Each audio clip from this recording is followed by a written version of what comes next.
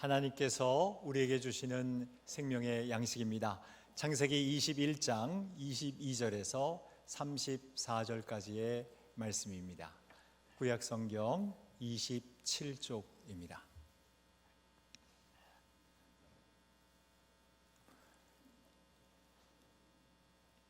제가 먼저 22절을 봉독하겠습니다.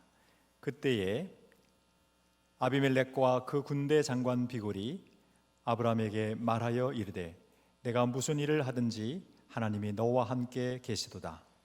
그런즉 너는 나와 내 아들과 내 손자에게 거짓되이 행하지 아니하기를 이제 여기서 하나님을 가리켜 내게 맹세하라.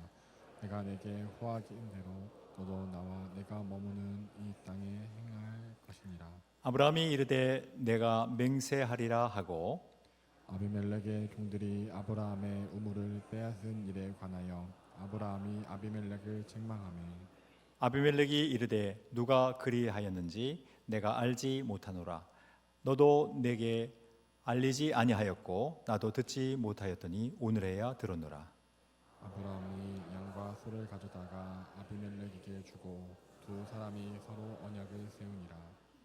아브라함이 7 암양 새끼를 따로 놓으니 아비멜렉이 아브라함에게 이르되 이 7 암양 새끼를 따로 놓으면 어쩌니냐. 아브라함이 이르되 너는 내 손에서 이 암양 새끼 7을 받아 내가 이 우물을 판 증거를 삼으라 하고 두 사람이 거기서 서로 맹세하였으므로 곳을 브엘세바라 이름하였더라. 그들이 부엘세바에서 언약을 세우매 아비멜렉과 그 군대 장관 비골은 떠나 블리셋 사람의 땅으로 돌아갔고 아브라함은 브엘세바에 에셀 나무를 심고 거기서 영원하신 여호와의 이름을 불렀으며 합독합니다. 그가 블레셋 사람의 땅에서 여러 날을 지냈더라. 아멘.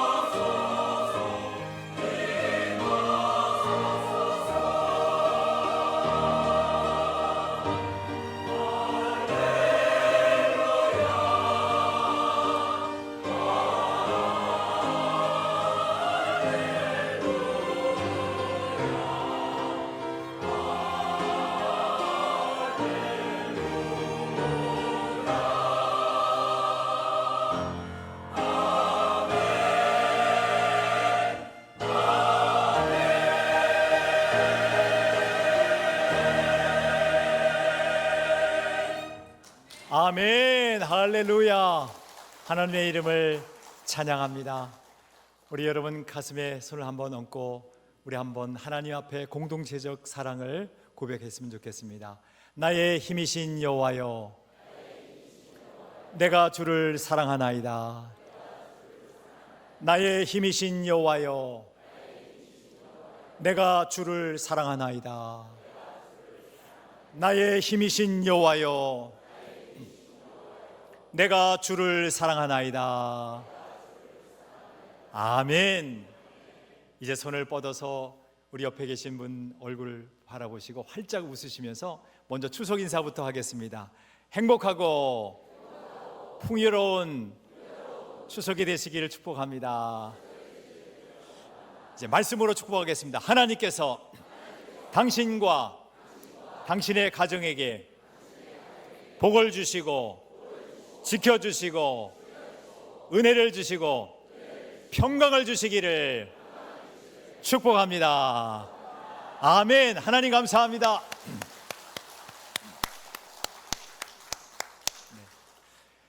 오늘은 새생명 성경의 나무 설교 시리즈 7번째 시간입니다.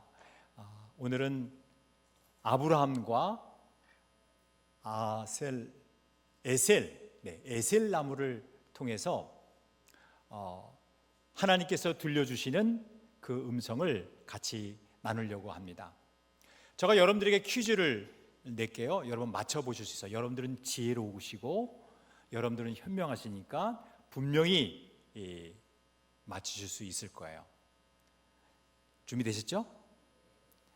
유대인들이 가장 좋아하는 나무는 무엇일까요?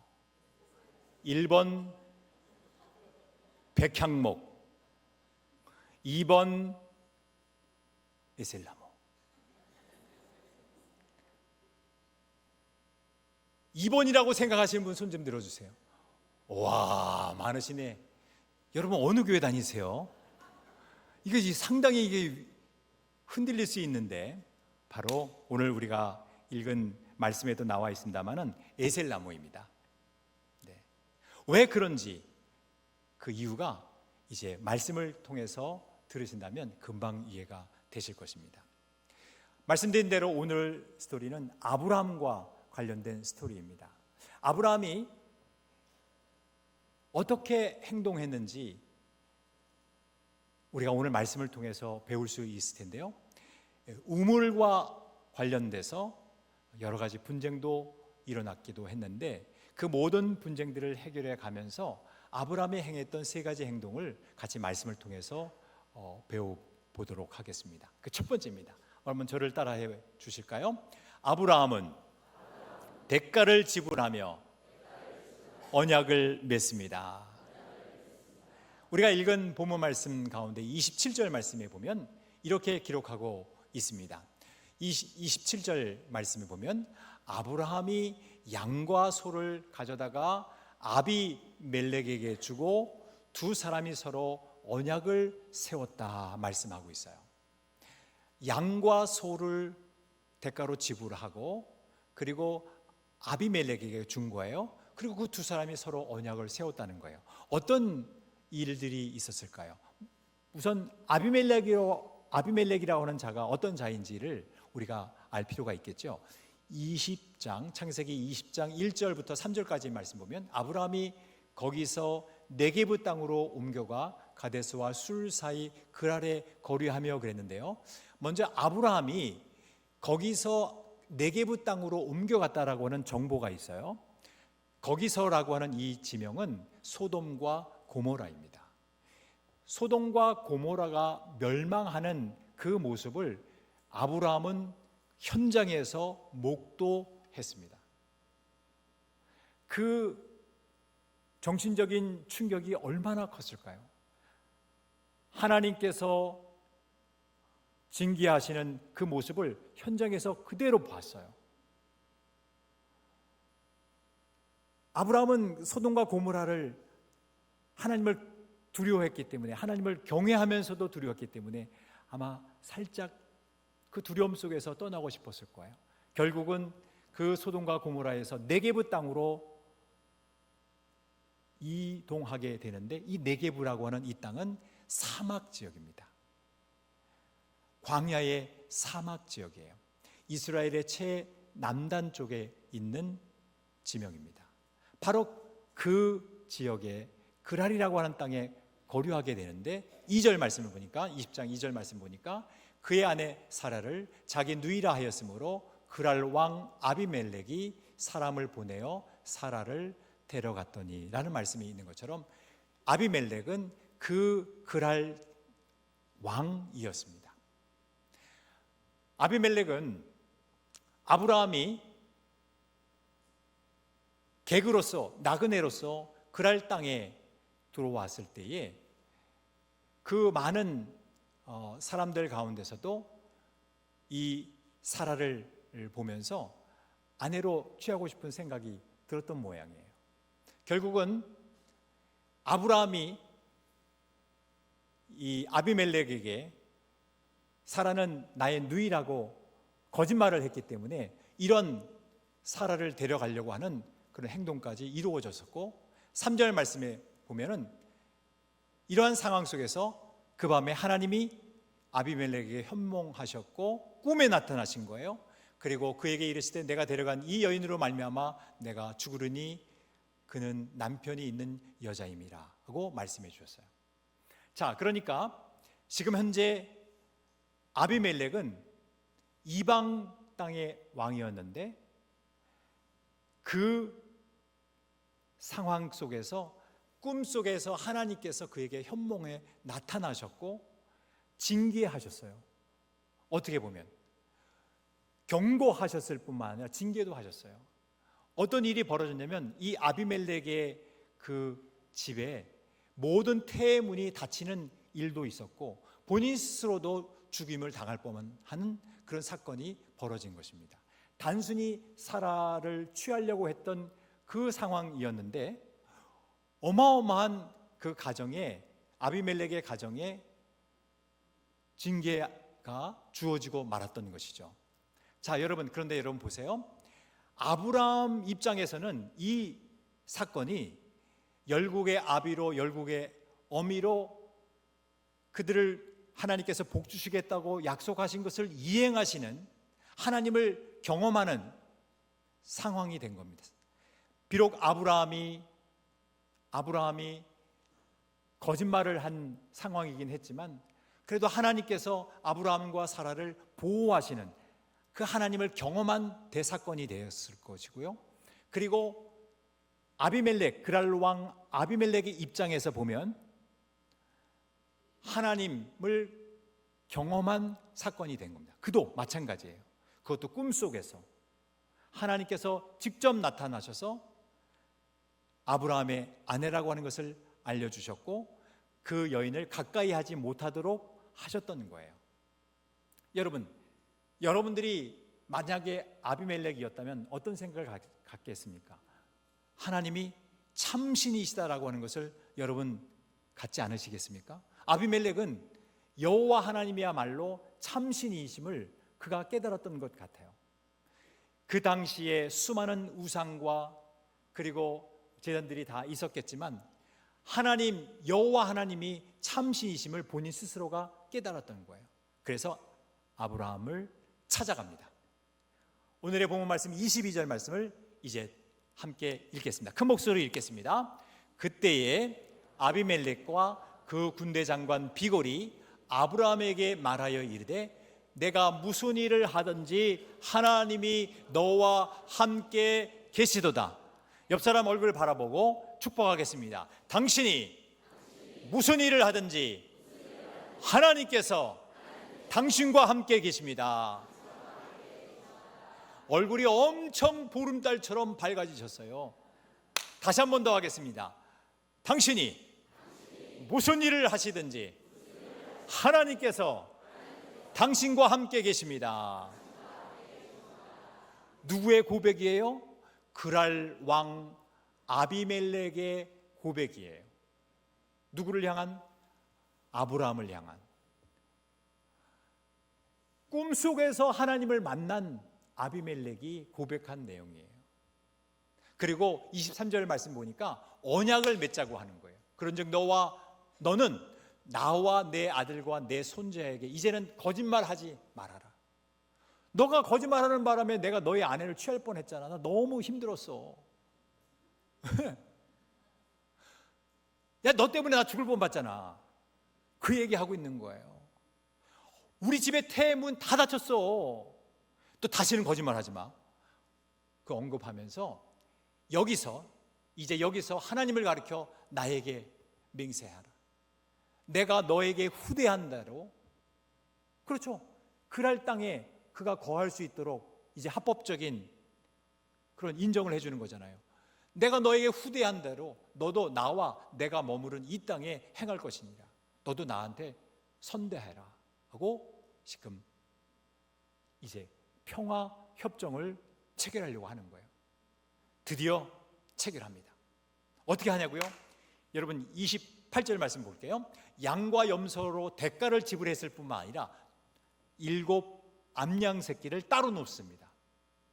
그리고 29절 말씀에 보니까 아비멜렉이 아브라함에게 이르되 이 7 암양 새끼를 따로 놓으면 어찌미냐 물어봤더니 30절에 보니까 아브라함이 말합니다. 너는 내 손에서 이 암양 새끼 7을 받아서 내가 이 우물 판 증거를 삼으라 그랬어요.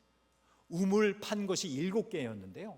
그 우물 가지고 많은 분쟁이 일어났어요. 아비멜렉의 종과 아브라함의 종들이 싸웠던 거죠.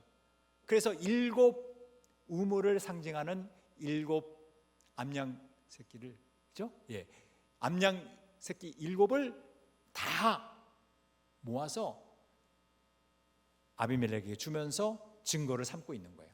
31절 말씀 큰 목소리로 읽겠습니다. 시작. 두 사람이 거기서 서로 맹세하였으므로 그것을 부엘세바라 이름하였더라. 이름을 무엇이라고 했어요? 부엘세바라. 제가 준비한 그림을 하나 보여드릴게요. 부엘세바라고 하는 것은 맹세의 우물이라고 하는 뜻이에요. 부엘은 우물이라고 하는 뜻이고 세발은 7이라고 하는 뜻을 갖고 있습니다.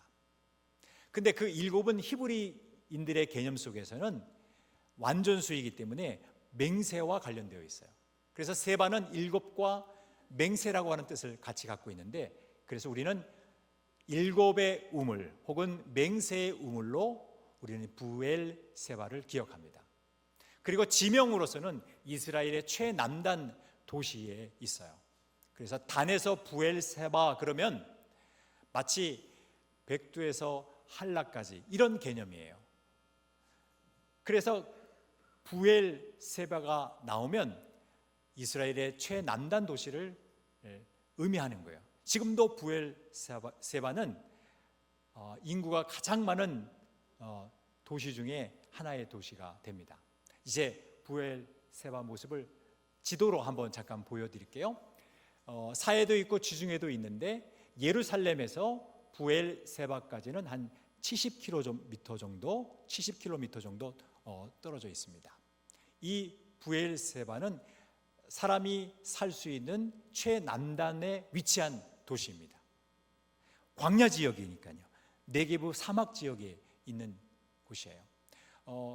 유적지 전경을 좀 보여드리면 다음과 같습니다.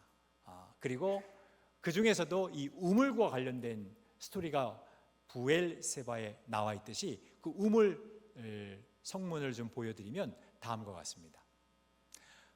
이 정도의 개념일 거예요. 이제 오늘 본문 말씀으로 다시 돌아와서, 자, 지금까지는 수많은 갈등들이 있었어요. 무엇이 있었다고요? 조카인 롯과의 갈등도 있었고요. 그리고 소돔과 고모라 성이 멸망당하는 그 현장에서 목도하는 그런 정신적인 어떤 트라우마도 분명히 있었고요. 날이 가면 갈수록 그 트라우마가 생기는 거예요. 일종의 그것을 우리는 PTSD라고 얘기하지 않습니까? 외상후 스트레스 증후군이라고 하는데 분명히 큰 아픔이 계속 지속됐을 거예요. 그뿐만이 아니라 이렇게 그 네게브 땅에 들어와서 그랄 지역에 거류하는 그 상황에서 자신이 거짓말을 함으로 인해서 자신의 아내를 빼앗길 뻔한 수모도 겪었고, 그리고 우물 때문에 분쟁이 일어나기도 했었어요. 근데 여러분, 이런 모든 분쟁과 그리고 아픔이 다 종식된 이 상황 속에서 평화협정을 체결하고, 그리고 공식적으로 합법적으로 아브라함의 식솔들이 이제 그 그랄 땅에 거류하게 되었던 것이죠. 그리고 그 7개의 우물에 대한 실질적인 그 합법적인 소유권을 인정받게 되는 그런 상황이 된 거예요. 그런 의미에서 대가를 지불하면서 아브라함은 언약을 맺었던 것입니다. 여러분, 첫 번째 이해되셨죠? 이제 두 번째로 넘어가겠습니다. 아브라함은 최고의 쉼의 상징인 에셀 나무를 심습니다. 아브라함이 무슨 나무를 심었다고요? 에셀 나무를 심었어요. 근데 그 에셀 나무는 무슨 상징이라고요? 최고의 쉼의 상징이라고 우리는 말합니다. 유대인들이 그렇게 좋아하는 이유가 있습니다. 왜냐하면 유대 땅은 거의 60% 이상이 다 사막 지역이기 때문에 그렇습니다. 여러분, 이쯤 되면 에셀 나무를 보고 싶으시죠? 보고 싶으시죠? 보여드릴까요? 여러분들이 진정 원하신다면 보여드리도록 하겠습니다. 보여주세요. 네. 그늘이 보이시죠? 네. 아니, 뭐 다른 나무도 그늘이 있지 않습니까? 물론 있습니다. 그런데 조금 이제 설명을 들으시면 이 에셀 나무를 왜 유대인들이 좋아하는지 그 이유를 아시게 될 거예요. 먼저 여러분, 사막 지역에 있다는 것을 잊지 마셔야 돼요. 이 나무가 어느 지역에 있다고요? 네게부 사막 지역에 있는 거예요. 이스라엘의 최남단 지역에 있는 거예요. 모라바람이 부는 그곳에 있는 거예요. 태양이 장렬하는 그곳에 있는 거예요. 여러분, 그곳에서 에셀 나무를 보는 순간에 쉼과 안식의 상징으로 자리매김할 수밖에 없습니다. 왜냐하면 우선 그늘이 있잖아요. 널찍한 그늘이 있으니까 일종의 여러분 시원함을 느끼지 않겠습니까? 두 번째는요, 이 그늘뿐만 아니라 잎을 보시면 그 사이즈가 한 2mm밖에 안 돼요. 예. 근데 이 잎이 조금 특징이 있는데 염분이 있어요. 예. 염분을 분비하는 그런 나무 잎이에요. 근데 여러분, 소금은 물을 흡수하잖아요. 예. 그런 걸 잘하잖아요. 그래서 이 나무 잎이 새벽녘에는 영롱한 이슬을 머금습니다. 네. 우와. 네. 네게부 사막 지역에서 이런 일이 벌어질 수 있을까요? 네? 영롱한 이슬이 알알이 맺히는 거예요. 그러니 쉼과 안식의 상징이 될 수 있죠. 근데 여러분, 이런 이슬이 새벽녘이 딱 되잖아요. 그러면 이제 이 이슬이 하늘로 그 수분이 증발하지 않겠습니까? 그런데 그 나무 밑에서는 어떻게 될까요? 시원한 바람이 부는 거예요. 그 시원함이 더 느껴질 수 있도록 말씀드리면, 이 네게부 사막 지역이 한 보통 영상 한 42도 정도 되거든요. 40도에서 42도 되는데 이 에셀 나무 밑에는 영상 30도입니다. 그 정도 됩니다. 그러니까 10도 정도 시원하게 만드는 거죠. 시원한 바람이 살랑살랑 부는 거야. 그리고 이 에셀 나무에 사는 벌레가 있는데 그 만나충이라고 불러요. 그래서 사람들은 이 만나충이 배설한 것을 보고 만나와 같아서 만나를 내는 나무라고 그렇게 부르기도 한답니다. 예. 이게 이제 에셀 나무의 그 잎에 그 진액을 빨아먹고 이 만나충이 배설한 그 탄수화물입니다. 네. 이와 같은 것이 있으니까 만나는 아니지만 만나와 같이 보이는 거잖아요. 그러니까 이스라엘 사람들의 입장에서 보면 와, 이렇게 시원한 그늘도 주고 또 그뿐만 아니라 영롱한 이슬도 있고 또 그로 인해서 더 시원함을 느끼게 해주고 또 만나도 생각하게 하니까 만나는 아니지만 그래서 늘 쉼과 안식의 심볼이 되는 거예요. 자, 여러분, 이쯤 되면 유대인들이 에셀나무를 좋아할 이유가 생긴 거죠.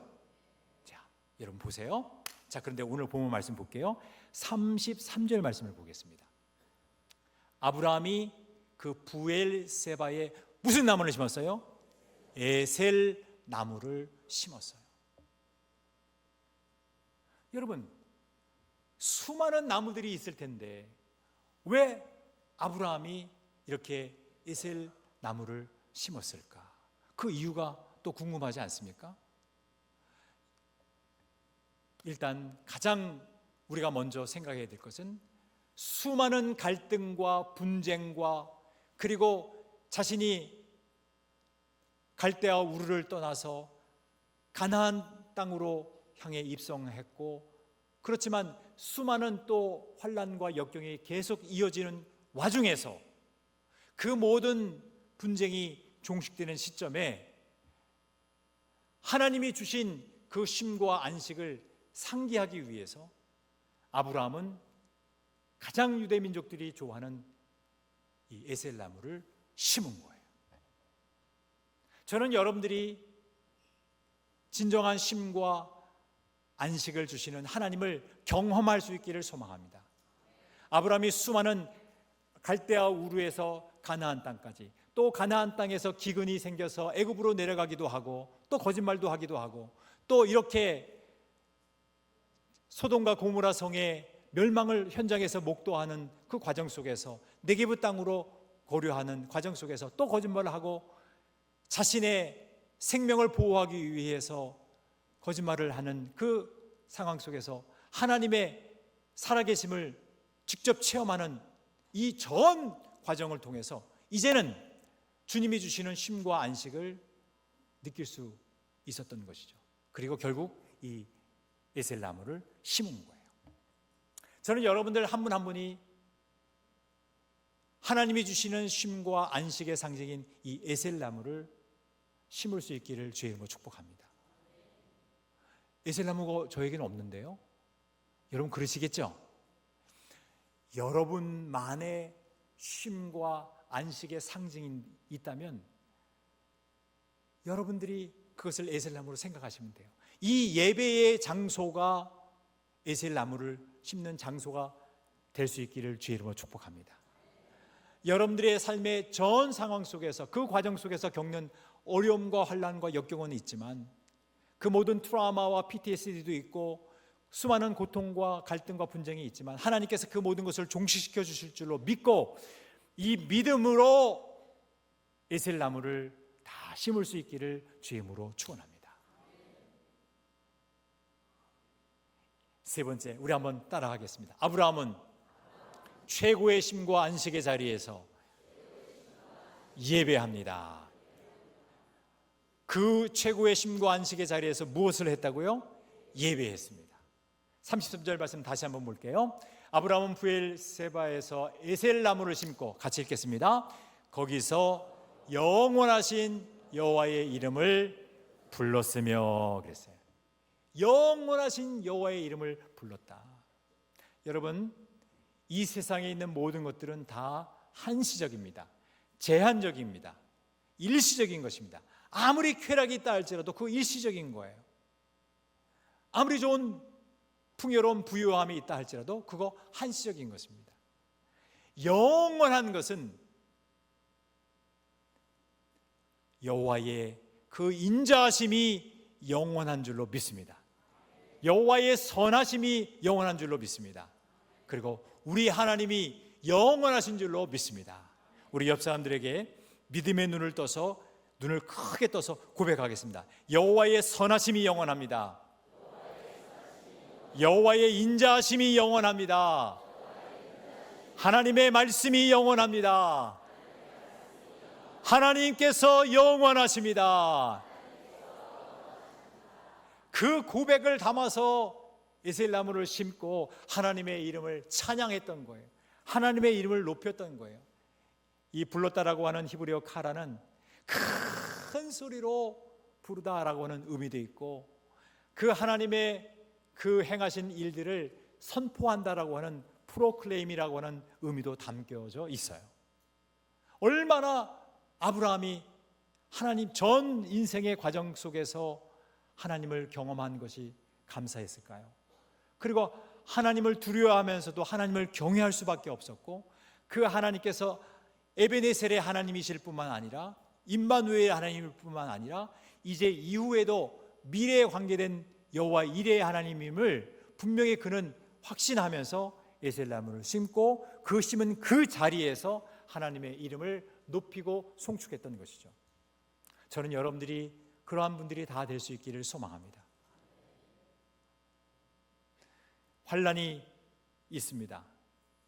역경이 있습니다. 그렇지만 하나님께서 반드시 때가 되면 그 모든 환난과 역경을 종식시켜 주시고 평화의 협정을 체결하게 하셨던 것처럼 하나님께서 여러분들의 삶 속에 그렇게 귀하게 역사해 주실 것입니다. 물론 더 남은 분쟁도 있을 수 있어요. 어려움도 있을 수 있어요. 그렇지만 여러분, 믿음으로 하나님께서 지켜주실 줄 믿고 최고의 쉼과 안식을 이미 누리는 그 중심을 담고 에셀나무를 심고, 그리고 여호와의 이름을 높이고 찬양할 수 있는 여러분들이 다 될 수 있기를 주의 이름으로 축원합니다. 이제 우리가 조금 있으면 새생명 전도 축제를 갖게 되는데, 하나님의 소원이 무엇인지 우리가 생각하면서 그 축제를 맞이했으면 좋겠어요. 디모데전서 2장 4절 말씀에 보면 하나님은 모든 사람이 구원을 받으며 진리를 아는 데 이르기를 원하신다고 그랬어요. 하나님의 소원입니다. 여러분들만 쉼과 안식을 누리는 것이 아니라 여러분들이 작정한 그 모든 태신자들이, 보니까 한 600명에 가까운 태신자들이 작정이 됐어요. 다 나오지는 못한다 할지라도 여러분들이 기도하시면서 때가 되면 그 모든 사람들이 구원을 받고 참 진리 되신 예수 그리스도를 아는 데 이르기를 주의 이름으로 축복합니다. 마가복음 1장 38절 말씀처럼 예수님은 전도하시러 이 세상에 오셨다고 말씀하셨어요. 마태복음 11장 28절 말씀에 보면 수고하고 무거운 짐진 자들아 다 내게로 오라, 내가 너희를 쉬게 하리라 말씀해 주셨습니다. 여러분들만 쉼과 안식의 자리 맞이하는 것이 아니라 여러분들이 작정하신 그 태신자들도 때가 되면 쉼과 안식을 누릴 수 있도록 여러분 함께 기도해 주시기를 주의 이름으로 축복합니다. 오늘의 말씀을 생각하면서 같이 한번 따라하겠습니다. 에셀나무, 최고의 쉼과 예배의 자리. 아브라함은 대가를 지불하며 언약을 맺습니다. 아브라함은 최고의 쉼의 상징인 에셀나무를 심습니다. 아브라함은 최고의 쉼과 안식의 자리에서 예배합니다. 자리에서 기립하실까요? 우리 찬양단들 앞으로 나오시고, 여러분, 아브라함이 언약을 체결하면서 에셀나무를 심으면서 최고의 쉼과 안식의 상징인 그 에셀나무를 심으면서 하나님을 높이 찬양했던 것처럼 우리들도 그런 쉼과 안식을 이번 추석을 또 맞이해서 또 맞이하고 또 누리고 또 여러분들이 작정한 태신자들 다 누릴 수 있기를 주의 이름으로 축복합니다. 여러분들과 태신자들에게 생명을 주시는 유일한 구원자는 누구십니까? 예수 그리스도이십니다. 하나님의 아들 예수 그리스도는 유일한 길이요 진리요 생명이 되신 줄로 믿습니다. 우리 예수 그리스도를 믿기를 원하는 그 중심을 담아서 우리 힘있게 그리고 강력하게 예수 그리스도의 이름을 선포하겠습니다. 찬양하겠습니다. 박수하면서 찬양합니다.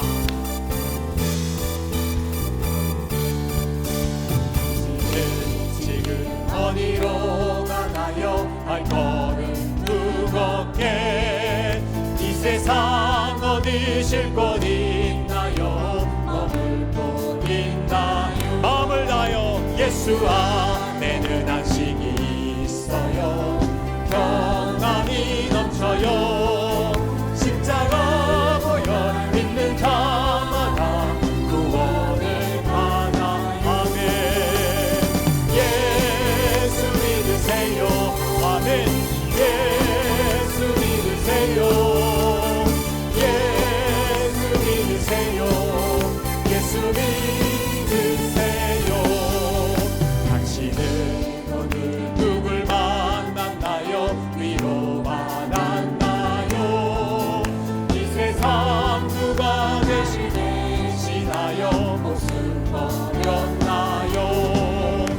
고통에 멍에 벗어버리세요.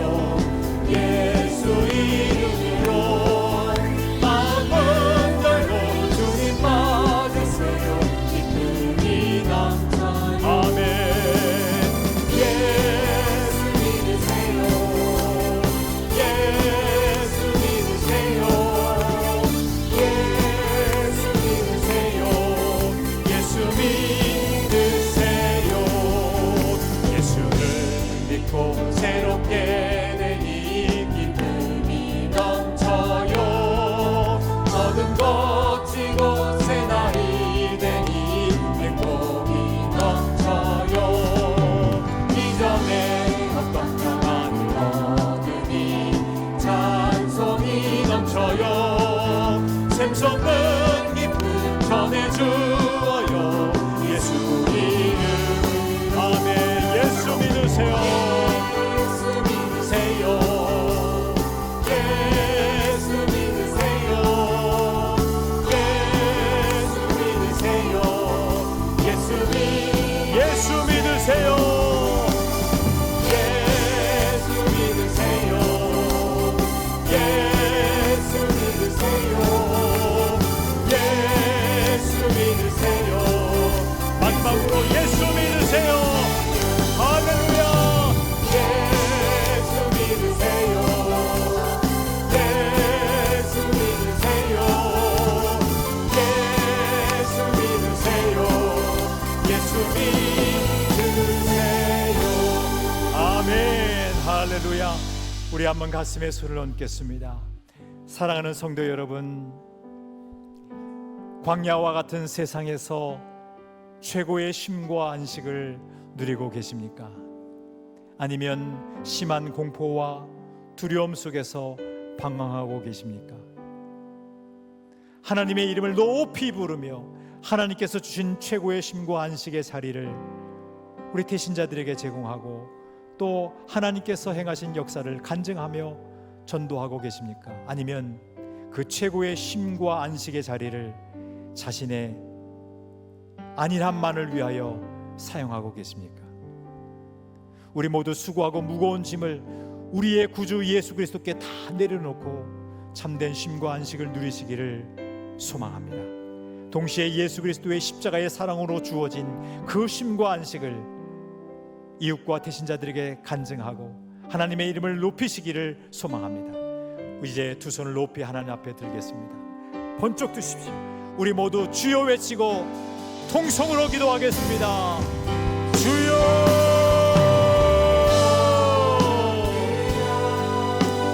살아계신 하나님 아버지,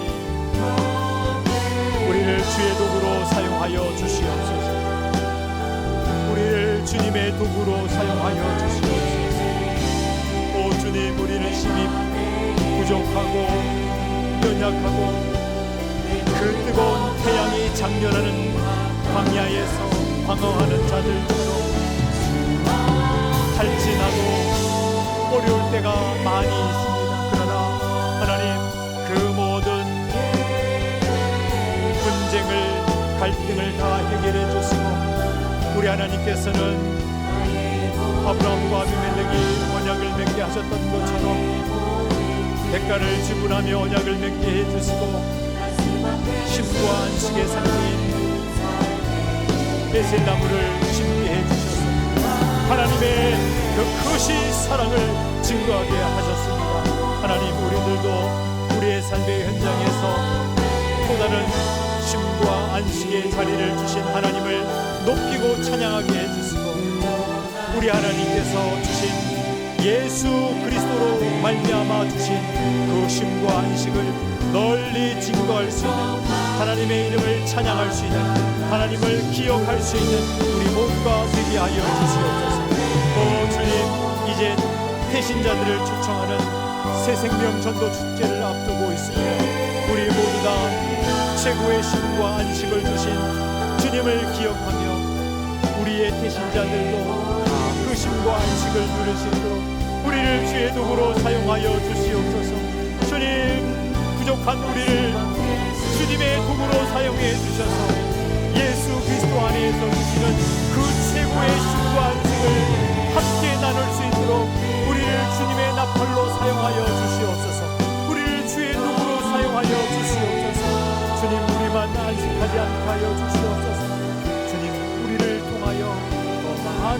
자들에게 주님의 구원의 역사와 쉼과 안식이 전달되게 해 주시옵소서. 예수 그리스도의 풍성한 이름 넘치기 원합니다. 아멘.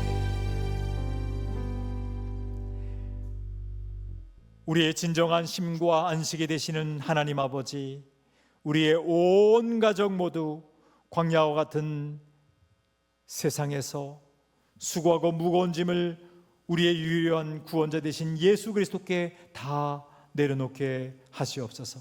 그리고 예수 그리스도의 십자가의 사랑으로 주어진 그 최고의 쉼과 안식을 누리게 해 주시옵소서. 동시에 하나님의 이름을 높이 부르며 하나님께서 주신 최고의 쉼과 안식을 이웃과 또한 특별히 태신자들과 나누며 간증하며 전도하게 해 주시옵소서. 우리 태신자들에게도 오늘의 이 쉼과 안식이 동일하게 넘치게 하옵소서. 예수 그리스도의 이름으로 기도하옵나이다. 아멘.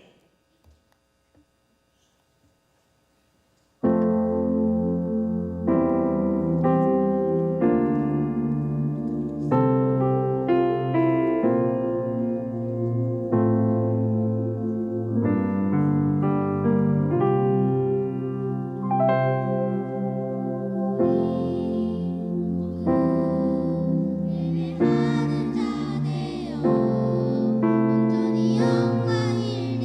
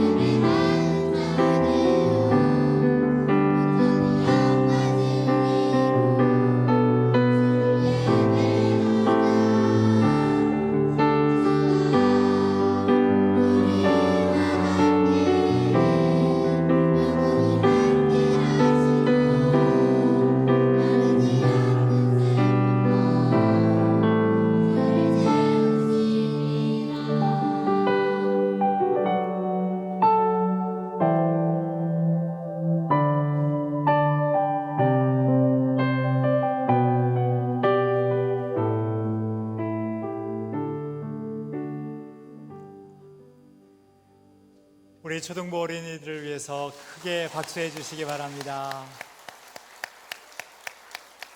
기도하겠습니다. 하나님 아버지, 우리 초등부 어린아이들과 함께 교사님들과 함께 찬양을 드리며 봉헌합니다. 하나님 기쁘게 받아 주시옵소서. 우리가 드리는 11조와 감사헌금, 모든 선교헌금과 예물들을 하나님께서 받으실 뿐만 아니라 사용되는 곳곳에 하나님의 구원의 역사가 일어나게 하여 주시옵소서. 하나님의 나라가 곳곳에 세워지게 하옵소서. 추석 명절을 맞이해서 우리 모든 온 가족들이 주 안에서 더욱 강건하게 하시고 화목하게 해 주시옵소서. 외로운 자들에게 주님께서 안아주시고 찾아가 위로하여 주시옵소서. 또한 하나님, 아프고 병든 우리 모든 우리 환우들 눈물로 호소하고 있사오니 주님 치료하여 주셔서 하나님의 하나님 되심을 보여주시옵소서. 진정한 주님의 위로가 필요한 자들을 안아주시고 부활의 산 소망으로 주님 덧입혀 주시옵소서. 우리 대한민국을 주님의 손에 의탁합니다. 통치하여 주시옵소서. 전 세계 열방이 주님께로 돌아오기를 원합니다. 주님 역사하여 주옵소서. 예수 그리스도의 이름으로 기도하옵나이다. 아멘. 다시 한번 우리 귀한 초등부와 선생님들을 위해서 박수해 주시기 바랍니다. 퇴장할 때까지 크게 박수해 주시기 바랍니다. 이야, 우리 다음 세대들 너무 멋지고 귀합니다. 초등부 진심으로 감사합니다. 교수 선생님들 고맙습니다. 우리 이제 동영상 하나 볼 텐데요. 다음 주에 우리 전도 동력 세미나를 개최하게 됩니다. 그 개최하기 앞서서 홍보 영상이 되겠습니다.